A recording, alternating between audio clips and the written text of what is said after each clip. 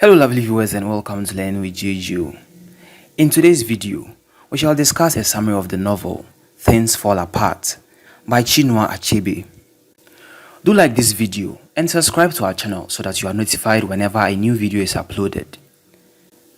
Things Fall Apart is Chinua Achebe's first ever novel, which became an instant hit after publication.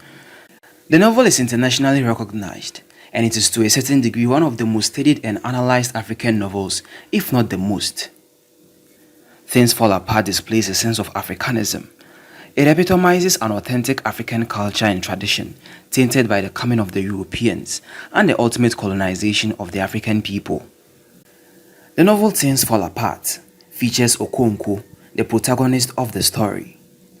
Okonkwo is a strong, wealthy and hard-working man in Ugwedu, his village.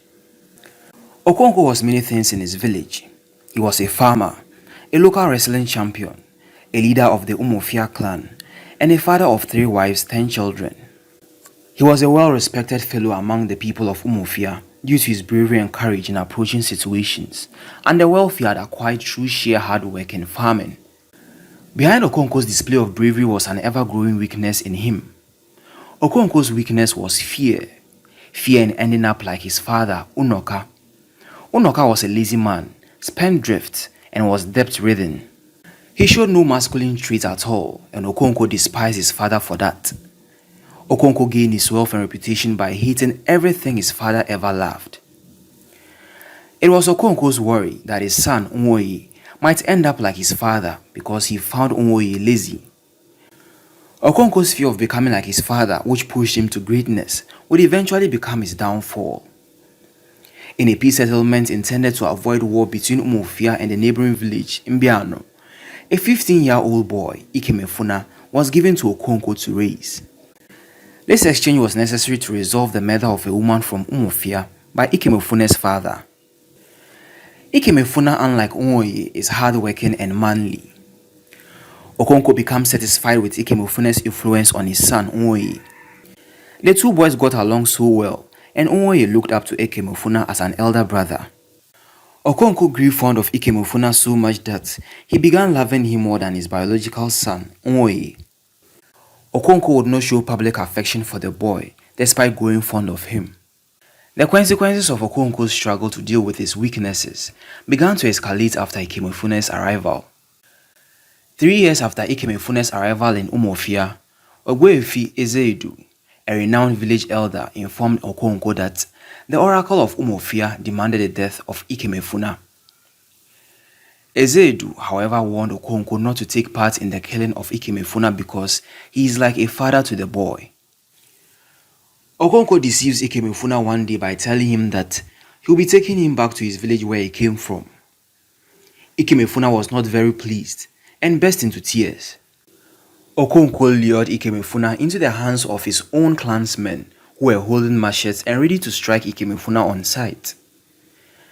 Ikemefuna cries out to Okonkwo for help, but Okonkwo, not willing to appear weak in front of his own clansmen, disobeyed Ezedu's advice and struck Ikemefuna to death.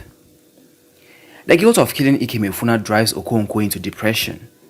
The intervention of his friend Obiereka gives him a bit of relief. Ezinma, Okonkwo's daughter, falls sick during that period. He did all he could in getting the necessary herbs to save his favorite child's life. Okonkwo, despite the reputation he had built for himself, was not entirely an honorable person. He regularly beat his wife and children for most of the mistakes they made, never willing to accept anything below the standard he had set for himself. His neighbors were not left out. He quarreled with them too. During the clan's sacred week of peace, for instance, Okonkwo severely beat his youngest wife, Ojiogu. He failed to obey the customary event that prohibited any form of violence. Okonkwo repented for breaking the peace and appeased the gods by making sacrifices, but his integrity in the eyes of his people was at stake. Such were the consequences of his behavior and decisions, ruled by the passion to fear everything his father Unoka was. Okonkwo was not afraid of anything. He was not afraid of any mystic power. He was not afraid of any magic. Evil did not shake him. No dark forces made him afraid, but what put fear in him was becoming like his father, Unoka, the weak one. Ogbuefi was announced dead, and immediately after hearing this, Okonkwo felt a pang of guilt on himself once more, because the last time the two men spoke was when Okonkwo was being advised by Ogbuefi not to take part in the death of Ikemefuna. During the funeral ceremony where drums were played and guns were being fired, something tragic happened. Okonkwo fired his gun unintentionally, which explodes and killed Ogbuefi 16-year-old son. Because killing a clansman is a serious offense against the earth goddess, Okonkwo and his family were banished for 7 years in order to atone for his actions. Things were rapidly falling apart for Okonkwo, from one tragedy onto the next. Okonkwo takes his family and their most valuable belongings to his mother's hometown, Mbanta, where he was given a warm reception by his uncle, Uchendu. Okonkwo's buildings and animals in Umuofia were burned to the ground to cleanse the village of Okonkwo's filth. While in Mbanta, Okonkwo learned of the coming of the missionaries in Umuofia. The church won a lot of souls, including Okonkwo's son, Nwonyi. When Okonkwo finally returned to Umuofia after 7 years, he saw a lot of changes he didn't like. The white men, aside winning souls, became political too, imprisoning anybody who dared follow the local tradition. Okonkwo would later on disown his son for becoming a convert. When the people of Umuofia discovered that a convert, Enoch, had unmasked an elder disguised as an ancestor, an act considered grave and blasphemous, the people of Umuofia burned a Christian church in response.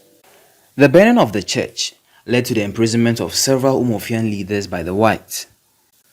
The local people finally got their leaders released after paying a heavy ransom. A meeting was held among the elders to discuss their fate as they face opposition in their very own home. Okonkwo insists that the only way of getting out of this mess was waging a war against the whites. He instantly demonstrated his readiness to go to war by beheading one of the 2 court messengers sent to stop the meeting. He wanted his people to show courage and bravery in fighting for honor, but upon realizing that most of the elders were against his suggestion to wage war against the whites, Okonkwo gets disappointed and hangs himself. Okonkwo tarnishes his reputation completely by committing suicide. Suicide is considered a grave sin among the Igbos. None of his people will touch his body after what he has done. After gaining so much reputation in Umuofia, Okonkwo leaves the world much like his very own father in disrepute.